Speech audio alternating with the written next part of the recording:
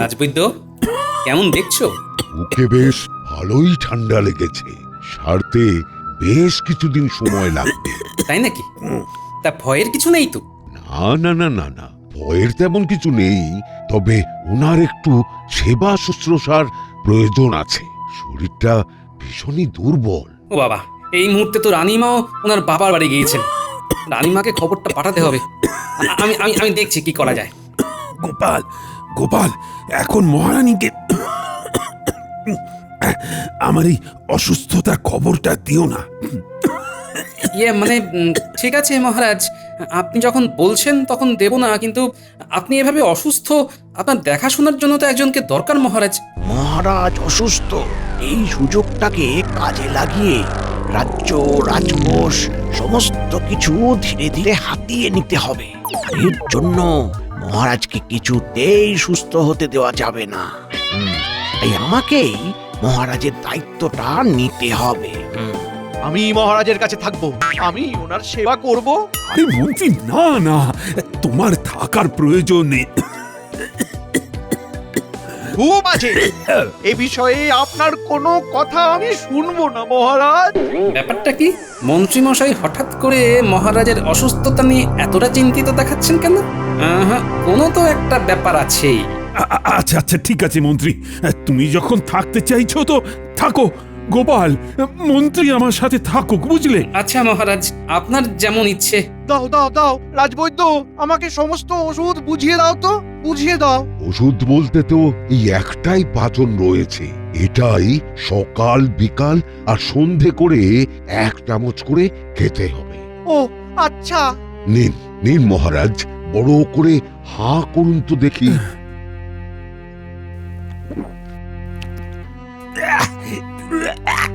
ইস, কি তিতো! খেতে হলেও খেতে তো হবে মহারাজ, এটাই আপনার শরীরটাকে সুস্থ করে তুলবে। সারাদিনে 3 বার করে কিন্তু খেতেই হবে। আচ্ছা আচ্ছা, আমি আছি তো, আমি খাইয়ে দেবো রোজ। আজ থেকে মহারাজের সব দায়িত্ব আমার, সাথে রাজবাড়িরও।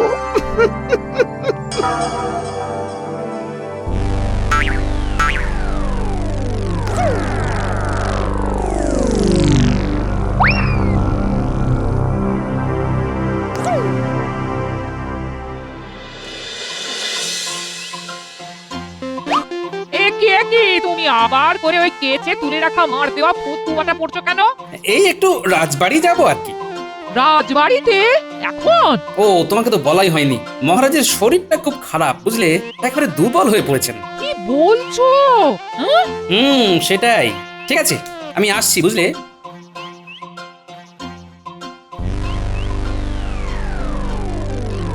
পাচন খাওয়ানোর সময় হয়ে গেছে, কিন্তু এই পাচনটা খাওয়ালে তো মহারাজ ধীরে ধীরে সুস্থ হয়ে যাবেন, কিন্তু সেটা তো কিছুতেই হতে দেওয়া যাবে না। কে? মন্ত্রী এলে নাকি? এই রে, মহারাজ তো জেগে আছেন। হ্যাঁ মহারাজ। ও, পাচন খাওয়ার সময় হয়ে গেছে না? মানে হ্যাঁ, মানে আপনার তো এখন পাচন খাবার সময় হয়ে গেছে মহারাজ। মন্ত্রী, মন্ত্রী, আমি ওই পাচন খাবো না। এই রে, এ তো মেঘনা চাইতেই জল। মানে খাবেন না কেন মহারাজ? বড্ড তেতো ওই পাচন, আমি খাবো না মন্ত্রী, খাবো না। খাবেন না? না না ঠিক আছে, আপনার ভালো না লাগলে আপনি খাবেন না। না, মানে আরে আরে, কত কাশি হয়েছে। আস্তে আস্তে আস্তে। আচ্ছা আচ্ছা, আমি বরং এক কাজ করি, আপনার জন্য একটু ডাবের জল নিয়ে আসার ব্যবস্থা করি মহারাজ। ডাবের জল খেলে দেখবেন আপনার খুব ভালো লাগবে, ঠান্ডাটা আরো ভালোভাবে বুকে বসে যাবে। কি বলছেন মন্ত্রীমশাই?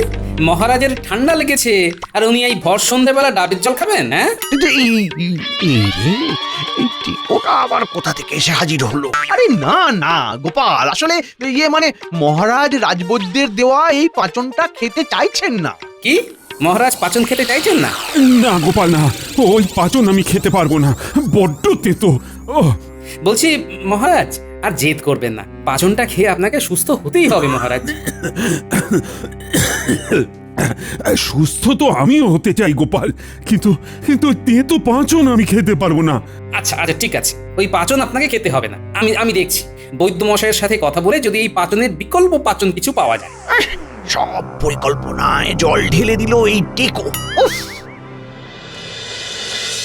সবই তো শুনলে বৈদ্য, এবার বলো এই পাচনের বিকল্প কোনো পাচন হবে কিনা। মহারাজ তো তোমার এই পাচন মুখে দিতে চাইছেন না। মহারাজ যে পাচন খাওয়া নিয়ে এমন শিশুসুলভ আচরণ করবেন সেটা তো আমি আগে বুঝতে পারিনি। ঠিক আছে গোপাল, তুমি বসো। হ্যাঁ, আমি দেখছি বিকল্প কিছু বানাতে পারি কিনা। আচ্ছা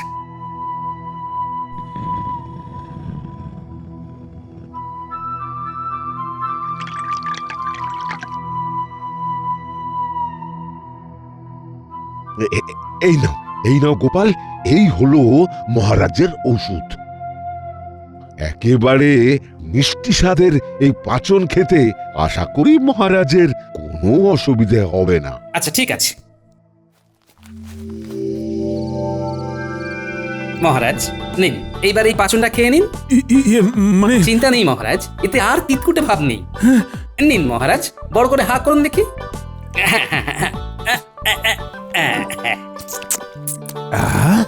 এ তো পুরো মধুর মতো মিষ্টি। মধু খাচ্ছি না পাঁচন খাচ্ছি বোঝাই যাচ্ছে না। রোজ এক ছিপি করে খেতে হবে, তাহলে খুব তাড়াতাড়ি সুস্থ হয়ে যাবেন। কি খাবেন তো রোজ? হ্যাঁ, এত সুন্দর মিষ্টি স্বাদের পাঁচন খাবো না কেন, নিশ্চয়ই খাবো। এই রে, মহারাজ তো এই পাচনটা বেশ স্বাদ স্বাদ করে খেয়ে নিল। এবার আমি কি করব? কি করব আমি?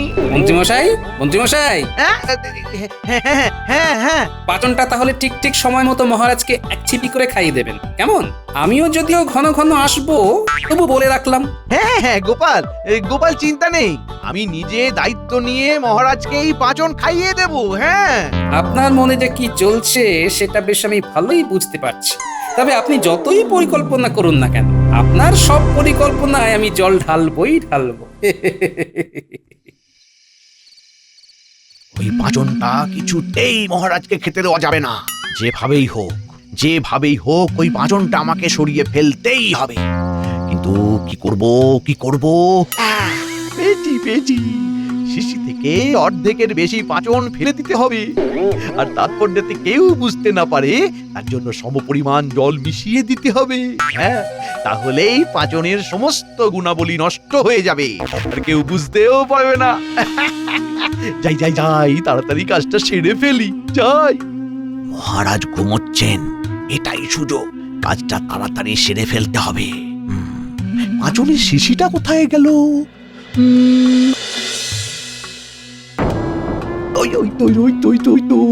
ওখানে।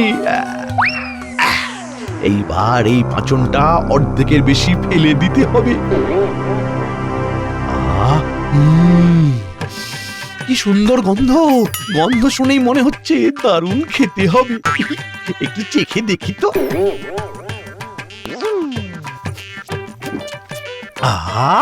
কি দারুণ স্বাদ! এত সুন্দর পাঁচন ফেলে নষ্ট করব কেন? এক কাজ করি, পাঁচনটা বরং আমি খেয়ে নি।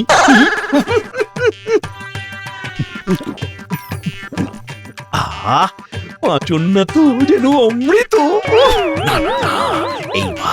এইবার তাড়াতাড়ি জলটা মিশিয়ে দিতে হবে।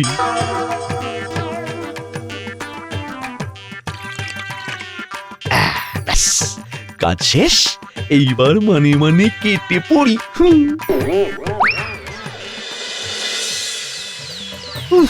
বাবারে, পেটটা কি মোচড় দিচ্ছে।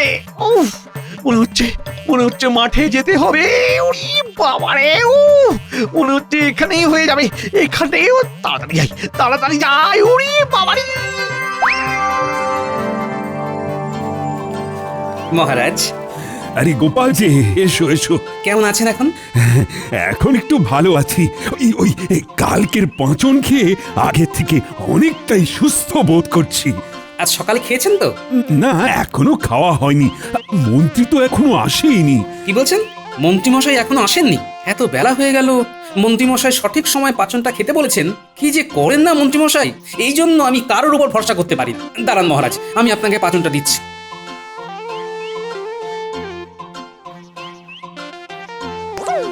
নিন মহারাজ, খেয়ে নিন। হুম হুম হুম ভাগ্যেশ আমি এসেছিলাম, না হলে তো আজ সকালে আপনার পাচনটা খাওয়াই হতো না। কি হয়েছে মহারাজ? গোপাল, এ পাঁচনটা কেমন যেন পানসে লাগছে। পানসে লাগছে? কিন্তু কালকেই তো বললেন মধুর মতো মিষ্টি স্বাদ। হ্যাঁ হ্যাঁ, কাল তো তাই লাগলো, আজ একেবারে পানসে লাগছে। সত্যি তো, পাচনটা তো অনেক পাতলা মনে হচ্ছে। তাহলে কি কোনো কারণে পাচনটা নষ্ট হয়ে গেছে? কি জানি। না না না, এমন তো হবার কথা না। ঠিক আছে, আপনি বসুন, আমি বরং একবার পাচনটা বৈদ্যমশাইকে গিয়ে দেখিয়ে আসি।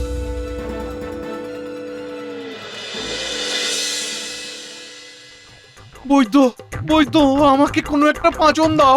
সকাল থেকে 6 বার মাঠে গেছি। উফ, এতটুকু সময়ের মধ্যে সব পার হয়ে গেছে। আচ্ছা, কাল রাতে কিছু উল্টো পাল্টা খেয়েছিলেন নাকি? মানে আরে লজ্জা পেয়ে লাভ নেই, বলে ফেলুন। আসলে মানে একটা পাঁচন খেয়েছিলাম, তারপর থেকেই পেটটা গুড়গুড় করতে শুরু করে। পাচন? হ্যাঁ, কোন পাচন খেয়েছেন? আরে পাঁচন খেয়েছি এইটুকু শুনলে তো এত কথার কি আছে? দাও দাও দাও, তাড়াতাড়ি ওষুধ দাও। পেটের ভিতরটা মোচড় দিয়ে উঠছে। ওরে বাবাই, আমার মনে হয় যেতে হবে। ঠিক আছে, দাঁড়ান।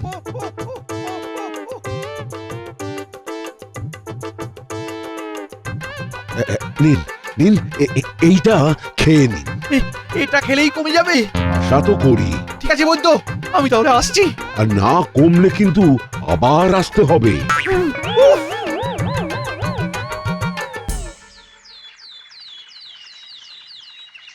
আরে মন্ত্রীমশাই না? উনি রাজবৈদ্যর বাড়িতে কি করতে এসেছিলেন? আরে গোপাল যে, কি ব্যাপার? এই মন্ত্রীমশাই কি করতে এসেছিল? কি বলে ওই কোন পাচন খেয়ে পেট ছেড়ে দিয়েছে, তাই ওষুধ নিতে এসেছিল। পাচন খেয়ে পেট ছেড়ে দিয়েছে? কোন পাচন? তা তো বললো না। ছাড়ো তো ওনার কথা। মহারাজ এখন কেমন আছেন? আমি ভাবছিলামই একটু পরে মহারাজকে দেখতে যাব। আরে মহারাজের জন্যই তো এসেছি তোমার কাছে। এই যে কাল যে পাচনটা দিয়েছিলে সেটা দেখো, আজকে কেমন পাতলা হয়ে গেছে। কি পাতলা হয়ে গেছে? কই দেখি। হ্যাঁ, মহারাজও বলছেন স্বাদটা নাকি পানসে হয়ে গেছে, যেখানে কাল নাকি মধুর মতো মিষ্টি ছিল। আরে আরে এ তো জল মেশানো হয়েছে। কি বলছো? হ্যাঁ, এই শিশি থেকে বেশ খানিকটা পাচন বের করে কেউ জল মিশিয়ে দিয়েছে। কিন্তু কে জল মিশাবে? সেটা তো আমি জানি না গোপাল। কেউ হয়তো চাইছে না যে মহারাজ সুস্থ হোক, তাই হয়তো ইচ্ছে করেই এই কাজ করেছে। আচ্ছা দাঁড়াও, আমি তোমাকে মহারাজের জন্য আরো একটা পাচন বানিয়ে দিই। আচ্ছা রাজবৈদ্য, আমাকে একটা কথা বলো তো, মহারাজকে তুমি যে পাচনটা তৈরি করে দিয়েছিলে সেটা যদি অন্য কেউ বেশি পরিমাণে খেয়ে ফেলে, তাহলে কি কোনো রকম সমস্যা হবে? সমস্যা হবে মানে?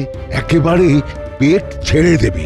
এক ছিপির বেশি এই পাচন কোনোভাবেই খাওয়া যাবে না। কি বলছো গোপাল? আমার পাঁচনে কেউ জল মিশিয়েছে? আগে হ্যাঁ মহারাজ, রাজবৈদ্য তাই তো আপনার জন্য নতুন করে পাচন বানিয়ে দিল। কিন্তু কে এই কাজ করতে পারে? জানি না মহারাজ, তবে যেই কাজটা করেছে কাল রাতেই করেছে। রাতে এমন কাজ কে করলো? মন্ত্রীটাও তো আজকে এলো না। কি যে হচ্ছে! মহারাজ, মন্ত্রীমশাইয়ের কোনো এক বিশেষ পাচন খেয়ে পেট খারাপ হয়েছে, তাই উনি রাজবৈদ্যর কাছে ওষুধ আনতে গিয়েছিলেন। মন্ত্রীর আবার কি হলো? জানি না, তবে রাজবৈদ্য বলল আপনার এই পাচনটা কেউ যদি ভুল করেও এক ছিপির বেশি খেয়ে ফেলে তাহলে তার পেটের অবস্থা বেহাল হয়ে যাবে। আচ্ছা মহারাজ, আমাকে একটা কথা বলুন তো, কাল রাতে আমি চলে যাবার পর মন্ত্রীমশাই কি এখানেই ছিলেন? হ্যাঁ, এখানেই তো ছিল। তারপর আমি ঘুমিয়ে পড়লাম। কখন যে চলে গেছে তারপর আমি ঠিক জানি না গোপাল।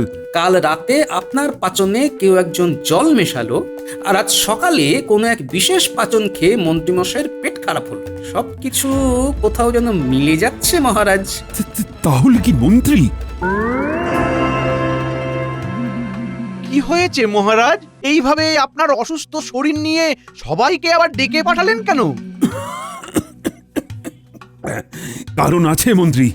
আজকে তোমাদের এখানে ডাকার একটাই কারণ। কি ব্যাপার? মহারাজকে দেখে মনে হচ্ছে খুব রেগে আছেন। ঘটনাটা কি? কাল রাতে তোমাদের মধ্যে কেউ একজন আমার পাঁচনে জল মিশিয়েছিল, যাতে ওই পাঁচনের গুণাবলী নষ্ট হয়ে যায়। পাঁচনে জলের ব্যাপারটা মহারাজ কিভাবে বুঝে গেলেন? না না না না, ব্যাপারটা সামাল দিতে হবে। তোমাদের মধ্যেই কেউ একজন এই কাজ করেছে। না না মহারাজ, আমরা কিচ্ছু করিনি মহারাজ। মহারাজ, আমার মনে হয় আপনার কোথাও ভুল হচ্ছে। কেউ কেন আপনার পাঁচনে জল মেশাবে? কোনো ভুল হচ্ছে না মন্ত্রী, রাজবৈদ্য নিজে বলেছে আমার পাঁচনে জল মেশানো হয়েছে। ওহো, তাই নাকি? তাহলে এই প্রহরীদের মধ্যেই কেউ একজন করেছে।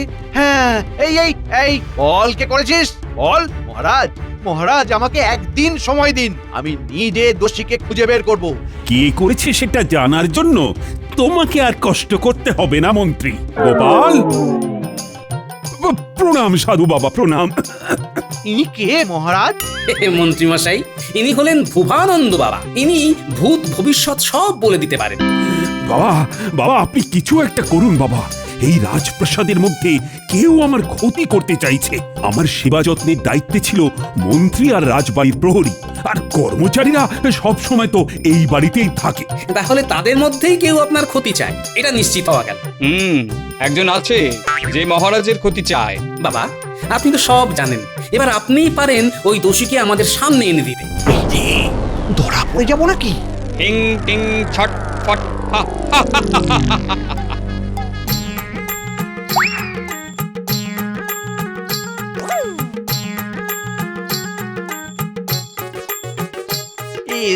এগুলো দিয়ে কি হবে?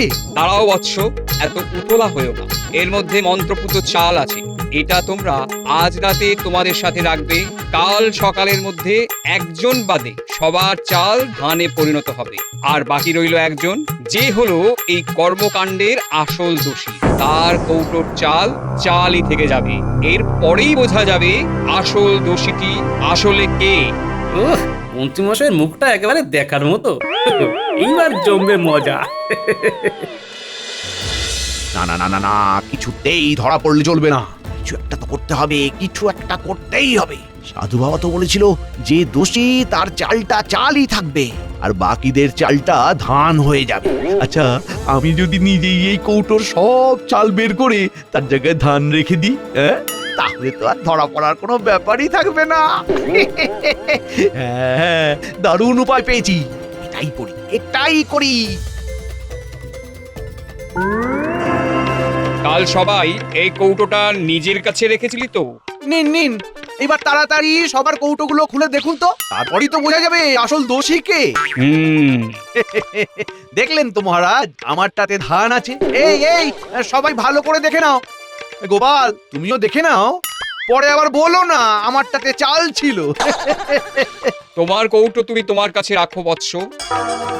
কি, এইখানে তো সবার কৌটো থেকেই চাল বের হচ্ছে। তার মানে মহারাজ, মহারাজ এরা জোট বেঁধে কাজটা করেছে, বুঝলেন? কাজটা তো করলাম আমি, তাহলে ওদের কৌটো থেকে চাল বের হচ্ছে কেন? সে কি গোপাল, তোমার কৌটো থেকেও চাল বের হলো? তার মানে মহারাজ, মহারাজ সর্ষের মধ্যেই ভূত, বুঝলেন তো? আমরা করিনি, আমরা কিচ্ছু করিনি মহারাজ। চুপ, একদম চুপ। মহারাজের পাঁচনে জল মিশিয়ে এখন বড় বড় কথা বলা হচ্ছে। মহারাজ, আমাকে আদেশ দিন যে সব করাকে আমি এক্ষুনি গারদে পড়ছি। গারদে তো যাবে মন্ত্রী। মানে আমাকে বলছেন মহারাজ? হ্যাঁ হ্যাঁ, তোমাকে। আসল দোষী তো তুমি, তাই তো তুমি বাড়ি সবার চাল চালই থেকে গেল, আর তোমারটা ধান হয়ে গেল। সাধু বাবা তো বলেছিলেন যে দোষী সে বাদে সবার চাল ধান হয়ে যাবে। সাধু বাবা বলল, আর আপনি নাচতে নাচতে আপনার কৌটোর সব চাল বের করে ধান রেখে দিলেন, আর ভাবলেন আপনি বেঁচে গেলেন। মানে আর বাবা, উনি সাধু বাবা নন, আপনাকে ধরার জন্য এই সব ছিল আমার পরিকল্পনা। সাধু বাবা, এবার আসল রূপে ফিরে এসে তো দেখি। কি, এটা তো পুটির বাবা। আপনি কি শুধু নিজেকেই চালাক মনে করেন, আর আমরা ঘাসে মুখ দিয়ে চলি? হ্যাঁ, এই কেমন দিলাম? ছি, ছি মন্ত্রী, ছি। আমি মানুষটা অসুস্থ, আর তারপরেও তুমি আমার সাথে এই কাজ করলে। আমাকে ক্ষমা করে দিন মহারাজ, আমি আসলে লোভে পড়ে পাঁচনটা খেয়ে ফেলেছিলাম। আমাকে ক্ষমা করে দিন, এমন ভুল আর হবে না মহারাজ, এমন ভুল আর হবে না। প্রতিবার তো তোমার একই নাটক, সবকিছু করার পর কান্নাকাটি করে ক্ষমা চাওয়া, আর আমিও তোমাকে ক্ষমা করে দিই, কিন্তু এইবার ওটি হবে না। তোমাকে তোমাকে একটা শাস্তি পেতে হবে, আর শাস্তিটা হলো এই মাসে যত প্রহরী আছে তাদের সবার বেতন তোমাকে দিতে হবে। এই কি বলছেন মহারাজ? আমি আমি সাধারণ মন্ত্রী, আমি এত অর্থ কোথায় পাবো? কেন এতদিন ধরে রাজবাড়ি আছেন আর আপনার যা হাত যশ তাতে নিশ্চয়ই আপনি রাজকোষ থেকেও মোহর সরিয়েছেন। সেটাও ঠিক, যে আমার এত বড় ক্ষতি করতে চায় সে তো চুরিও করতে পারে। এই প্রহরী, এক্ষুনি এক্ষুনি গোনাগুনতি শুরু করো।